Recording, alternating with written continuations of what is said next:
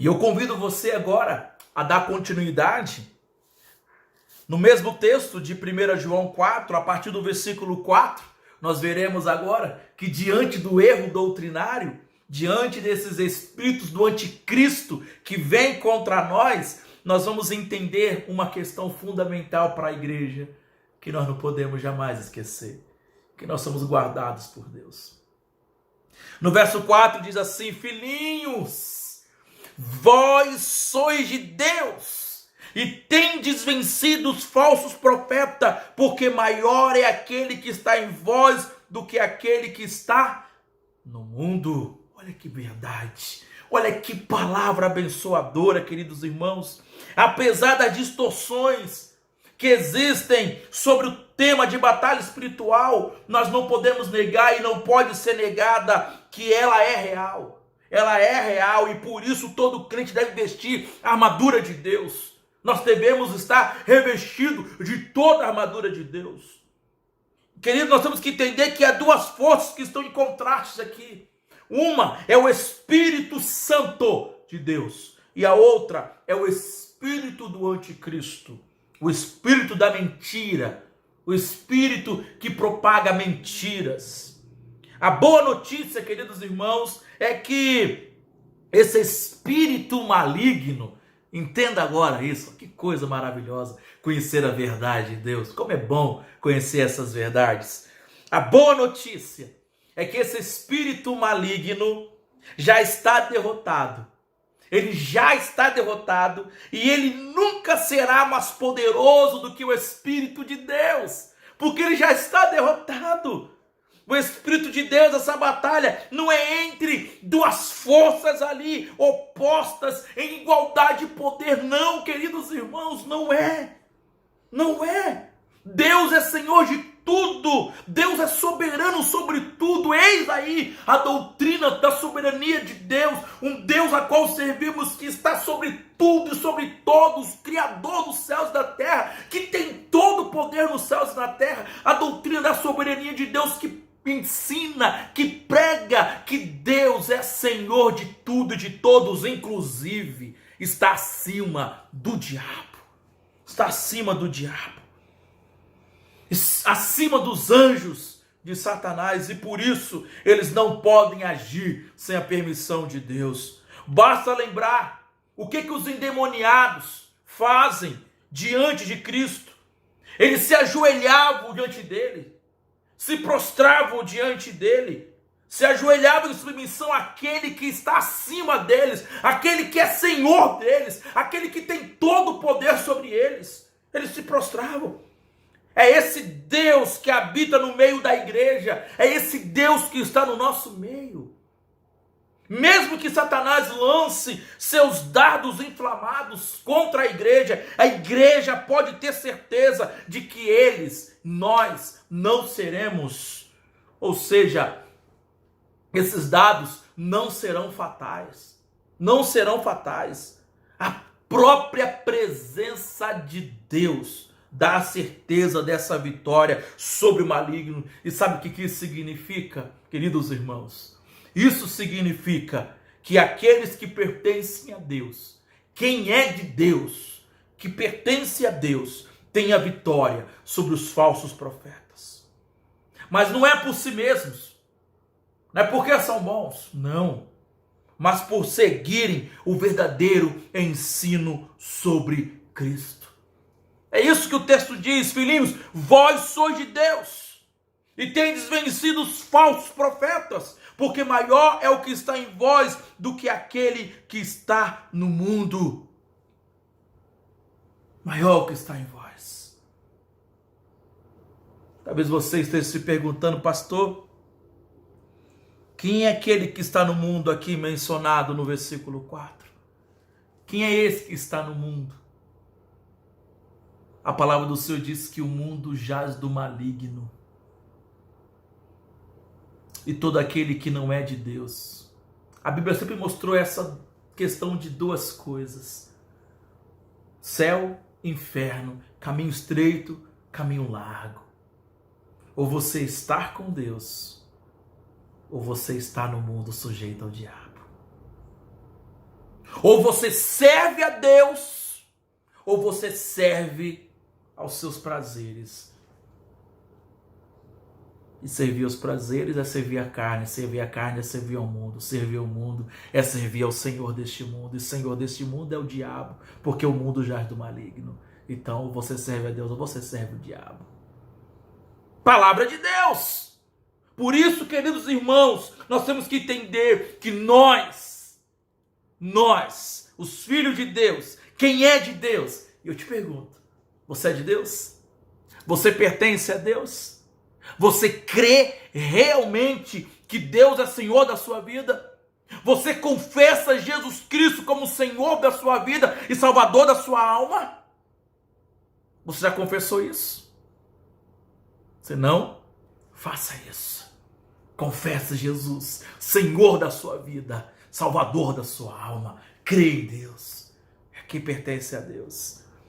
E aí o versículo 5 fala bem assim: eles procedem do mundo, esses falsos mestres, procedem do mundo. Por essa razão, falam da parte do mundo e o mundo os ouve. Veja bem aqui, veja uma questão interessante aqui agora. O mundo os ouve. O mundo os ouve. No versículo 5 aqui, a palavra mundo, ela aparece 3 vezes. 3 vezes. 3 vezes. Veja bem. Procede do mundo, falam da parte do mundo, o mundo os ouve. Por 3 vezes, João repete a palavra mundo. Mundo. E aqui o que isso significa, pastor? Por que esse texto fala dessa questão do mundo? Aquele que está no mundo, o mundo os ouve, faz a vontade do mundo, procede do mundo. Por que é isso, pastor? Que mundo é esse, pastor? Que mundo é esse? Aqui não se refere à criação de Deus, mundo criado não. Aqui se refere mundo a um sistema mundano, o sistema de mundo mal, o sistema de mundo pecado, um sistema onde tudo aquilo está em constante oposição a Deus, inclusive as pessoas que nele habitam, que não creem em Deus e que não servem a Deus e que não vivem para Deus, estão em constante oposição contra Deus.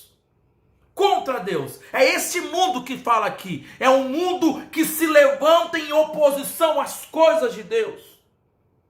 Isso significa então, queridos irmãos, que o mensageiro ou os mensageiros de Satanás tem algo que os condena, tem algo que os caracteriza. O que caracteriza agora o mensageiro de Satanás, de acordo com o texto de João 5 aqui, de João capítulo 4, versículo 5, 1 João 4, 5, melhor dizendo. Se alguém perguntar para você assim, o que caracteriza?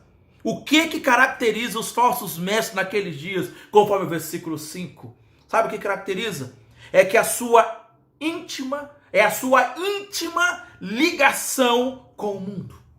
Uma estreita ligação com o mundo, com as coisas do mundo, com esse sistema do mundo, com os prazeres do mundo. O falso mestre é caracterizado por essas questões mundanas. E isso não é de se estranhar, de que Satanás, como disse Jesus, é o príncipe deste mundo. Está lá em João 12, 31.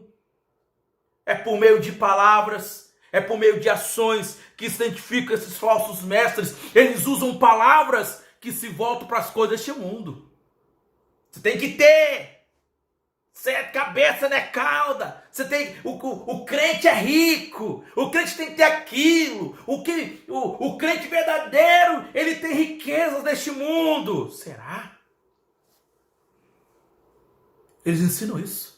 Só falam das coisas deste mundo, dos prazeres deste mundo. Por meio de palavras, de ações. Que tipo de ações? A maioria desses falsos mestres, o estilo de vida deles é um estilo de vida promíscuo, leviano, carnal, mundano.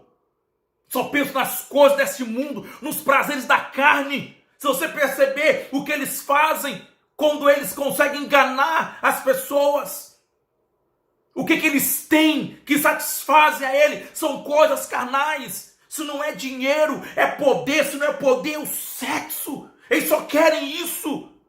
É por meio de palavras, de ações que a gente identifica esses falsos mestres. E uma coisa grave, séria, deve ser dita nessa manhã. Eu preciso que você entenda isso, queridos irmãos. Como pastor, eu falo isso para vocês. É por meio do despreparo bíblico da igreja que eles infiltram as coisas do mundo para dentro de suas programações e cultos. Igrejas despreparadas biblicamente, igrejas despreparadas doutrinariamente, permitem que esses falsos mestres entram entre eles e começam ali a fazer programações carnais, usar meios carnais para atrair pessoas. Nós temos que ter um culto cheio, o culto tem que estar cheio, vamos fazer aquilo para atrair pessoas, faz aquilo. Meios carnais são usados para atrair pessoas carnais, e se você faz isso, se a gente faz isso, se usarmos meios carnais para atrairmos pessoas, nós estaremos atraindo pessoas carnais para o nosso meio, E o resultado, sabe qual é o resultado disso? É uma igreja composta de crentes que tem uma vida igual à do mundo, mas não percebem. Por isso que nossas igrejas, muitas de nossas igrejas, inclusive presbiterianas, estão abarrotadas de pessoas, de crentes que se dizem cristãos, mas vivem como se estivessem no mundo. Desejam as mesmas coisas que o mundo. Abrem mão das coisas da igreja, abrem mão dos prazeres de estar na casa de Deus, do momento de oração, por causa das coisas deste mundo, desejam as coisas do mundo. É por causa disso, porque são carnais, são mundanos, estão dentro das nossas igrejas. Programas carnais atraem pessoas carnais. Eu não sou chamado para fazer gracinhas em púlpito para atrair pessoas carnais. Eu sou chamado por Deus para pregar o evangelho, para pregar a mensagem do arrependimento, para pregar a verdadeira palavra de Deus. Crê em Jesus Cristo, muda de vida, larga esse pecado, vive em santidade de vida. Essa é a mensagem que deve ser pregada. Não gosto desse estilo de culto, não. Esse culto é muito assim, é muito assado. Então vai para a porta larga, vai para um lugar onde você vai ouvir palavras doces. Eu gosto daquela mensagenzinha assim, aquela palavrinha assim. Eu gosto de mensagem assim. Então vai, continue comendo essas migalhas, continue comendo mentiras, que na hora que a situação apertar, meu irmão, o que vai sustentar, meu irmão, é palavra forte. O que vai sustentar é comida forte. O que vai nos sustentar é a palavra de Deus enraizada em nossos corações. É a palavra de Deus guardada na nossa mente e coração. Como diz a palavra, guardei a tua palavra no coração para não pecar contra ti. Nós temos que entender isso, queridos irmãos. Que uma igreja despreparada biblicamente permite isso. Uma igreja pode ser bem ativa. Ela pode ser uma igreja participativa. Pode ter um grande número de membros. E ao mesmo tempo, queridos, está longe do Senhor. Está longe do Senhor. Basta trazer o mundo para dentro da igreja. Programas carnais. Vamos fazer isso aqui, aí vai vir um monte de gente para isso aqui. Legal. A igreja virou fast food, a igreja. A igreja é fast food. Só vou lá para comer. Só vou para comer na igreja. Só vou para comer, porque a pessoa não vem na reunião de oração, não vem no estudo bíblico, não vem na escola dominical, não vem nos cultos, não vem nas atividades das sociedades internas, não faz nada para a igreja, espiritualmente falando, mas tem festa, eu vou. Aí a igreja fica fazendo festa. A igreja faz aquilo outro, faz aquela programação, faz aquela outra programação. Para quê? Para atrair pessoas carnais. Queridos, esses meios não atraem. O que atrai as pessoas é a pregação do evangelho. E como ouvirão se não há quem pregue? E como pregarão se não forem enviados? A palavra de Deus que é a pregação do evangelho. É a pregação do evangelho que vai despertar os eleitos de Deus. É por meio da pregação do evangelho que Deus vai despertar, que Deus vai levantar, que Deus vai salvar. Não são outros meios. É a pregação do evangelho. O próprio apóstolo Pedro, ele alerta a igreja contra os falsos profetas que introduzem heresias destruidoras até o ponto de renegar o soberano ou a soberania do Senhor. E ele mostra que essas heresias entram sorrateiramente na igreja e muitos as ouvem, a ponto de terem práticas libertinas. Está lá em 1 Pedro. 1 Pedro, capítulo 2. Eu vou ler. Capítulo 2 de 1 Pedro, verso de 1 a 3. Despojando-vos, portanto, de toda maldade e dolo, de hipocrisias e invejas e de toda maledicência, desejai ardentemente, como crianças recém-nascidas, o genuíno leite espiritual, para que por ele vos seja dado crescimento para a salvação, se é que já tendes a experiência de que o Senhor é bondoso. Queridos irmãos, nós precisamos estar atentos a isso e desejar a palavra de Deus. Desejar a palavra de Deus. Desejar Cristo. Desejar estar cheio de Deus. João continua mostrando outras verdades.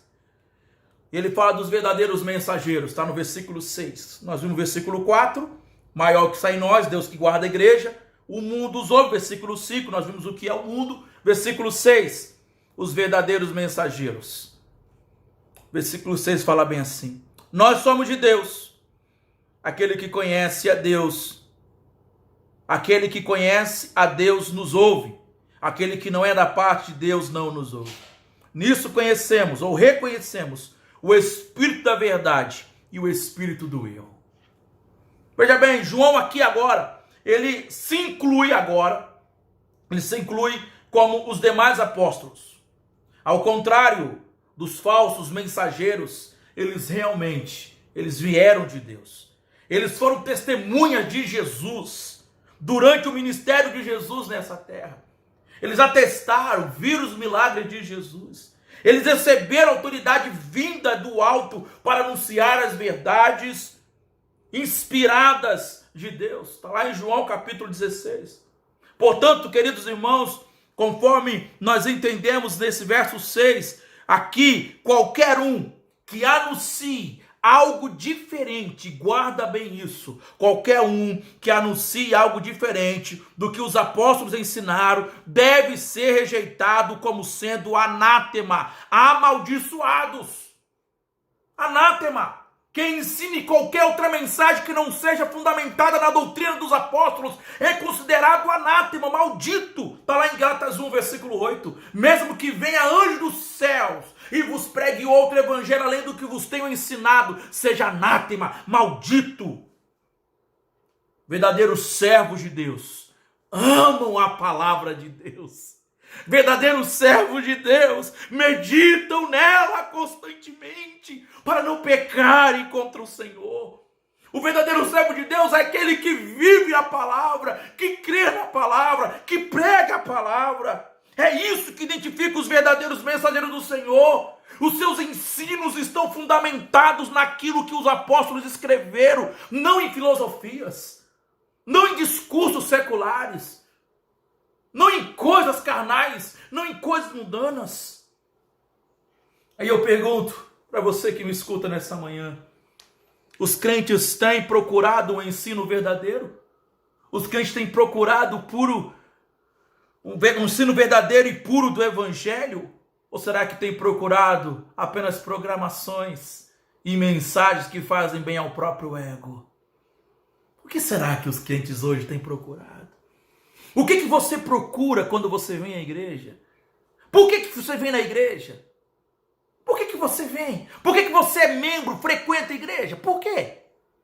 Por que você vem? Se é que você vem na escola dominical, se é que você vem na reunião de estudo bíblico, se é que você frequenta a reunião de oração, se é que você realmente leva Deus a sério, o que vocês querem? O que nós queremos ao ir à igreja? Será que eu vou para satisfazer as minhas vontades? Não, eu vou lá porque eu quero ouvir uma palavra. Eu estou precisando, de vez em quando eu preciso ouvir uma palavra. Mas só de vez em quando. E o que você faz? Você crê nela? Você vive de acordo com ela?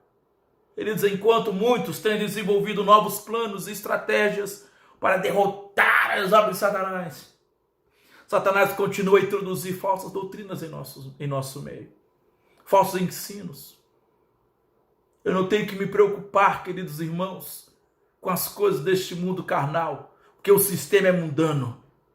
Eu não tenho que me preocupar Ah, você viu o que está acontecendo? Você viu aquela propaganda? Você viu o que esse Beltrano fez? Ah, isso é um absurdo. Absurdo? Claro que é, querido. Mas por que você está assustado com isso? Por que você está assustado? Você achou que isso é diferente? Você achou que o mundo ia fazer coisas justas? Você achou que o mundo ia fazer coisas santas? O mundo já é do maligno e a tendência é piorar, meu irmão. E o que eu e você precisamos é estar preparados. É estarmos preparados doutrinariamente, biblicamente, para defendermos a fé cristã, defendermos as bases da família cristã, defendermos o evangelho, vivermos o evangelho. O erro doutrinário sempre anda de mão dadas com a libertinagem. Sempre anda. Se você perceber o erro doutrinário, é porque o camarada, a pessoa que está ensinando, ele tem uma vida e quer viver libertinamente. Falsa doutrina gera atitudes pecaminosas. Não tem nada a ver. Ah, não tem nada a ver. Ah, não é bem assim não, hein? Não é isso que quer dizer. Aí a pessoa começa a abrir brecha. Um abismo chama outro abismo. O que nós precisamos como crentes é ter a certeza, a alegria de saber que é possível identificar o erro religioso por meio do estudo sério das Escrituras e ser vitorioso contra essa artimanha do maligno.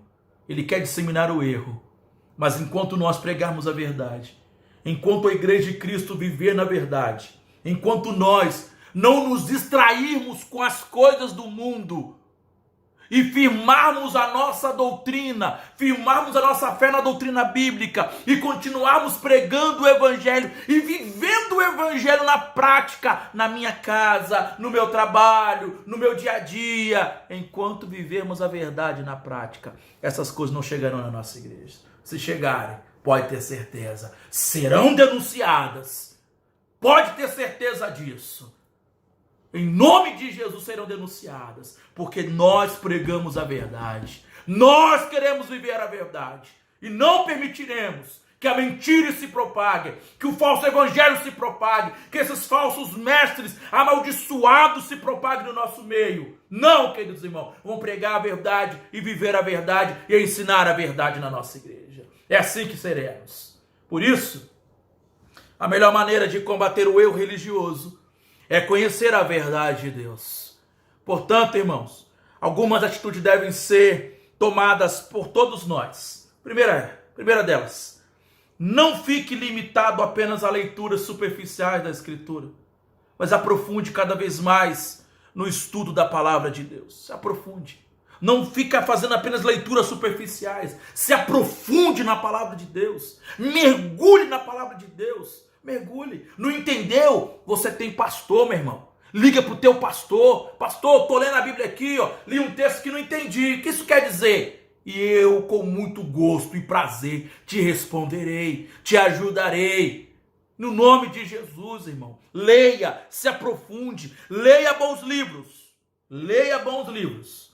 Principalmente livros doutrinários, mas sempre avaliando o seu conteúdo com as Escrituras. Leia, meu irmão. Leia a Bíblia, leia bons livros, invista na escola bíblica dominical. Não negligencie o estudo doutrinário da escola bíblica dominical. Não negocie, queridos irmãos, com o ensino da palavra de Deus. Isso começa desde cedo. E aí uma palavra para os pais aqui agora. Não deixe trazer os seus filhos à escola dominical.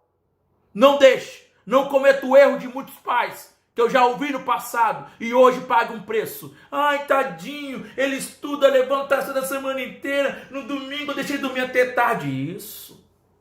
Vai criando, vai deixando, vai permitindo. E depois você vai ver o resultado de um adolescente que despreza, que não tem prazer de estar na casa de Deus aprendendo a Escritura Sagrada.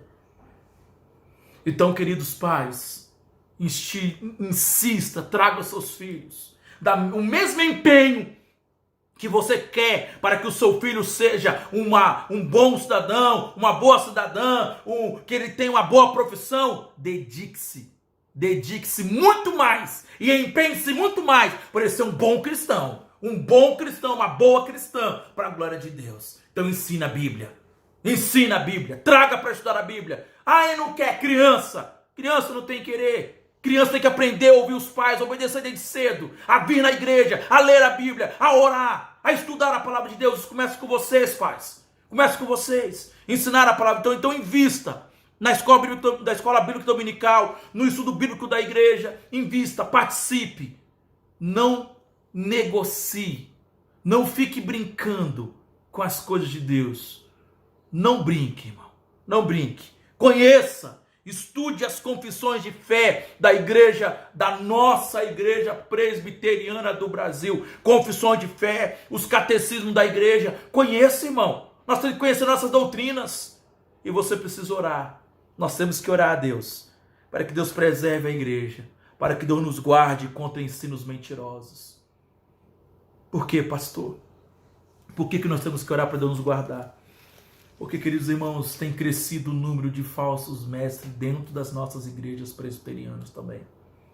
Infelizmente, muitos pastores sendo induzidos pelo erro, pela mentira, pelo engano, de amenizar a palavra de Deus para atrair pessoas. A igreja está cheia. Longe de mim tal coisa.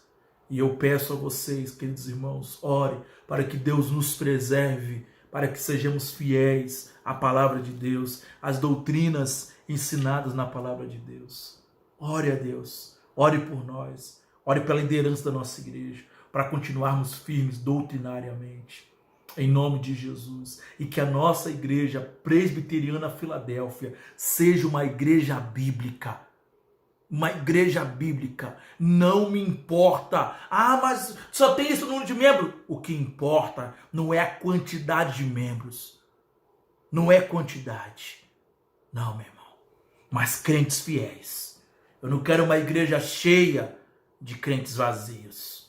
Mas uma igreja de poucos, mas cheios de Deus. Cheios da palavra. Cheios do Espírito Santo. Cheios do poder de Deus. Assim que eu creio. E é assim que nós queremos ministrar, pastorear e ensinar cada vez mais a palavra de Deus. Com muito prazer que eu falo isso, com muito gosto, que eu tenho prazer nisso. Eu tenho prazer de ensinar, de pregar a verdade, de viver a verdade e de conviver com aqueles que também querem viver essa verdade.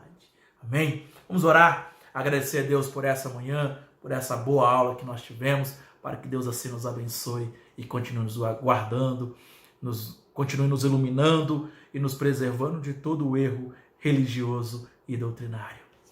Deus, obrigado por essa manhã, obrigado pela tua palavra, obrigado, Pai, porque o Senhor tem nos ensinado as verdades da tua palavra. Pedimos ao Senhor nessa manhã, Deus, que nos abençoe, que o Senhor esteja sobre nós, que o Senhor derrame da tua graça sobre as nossas vidas,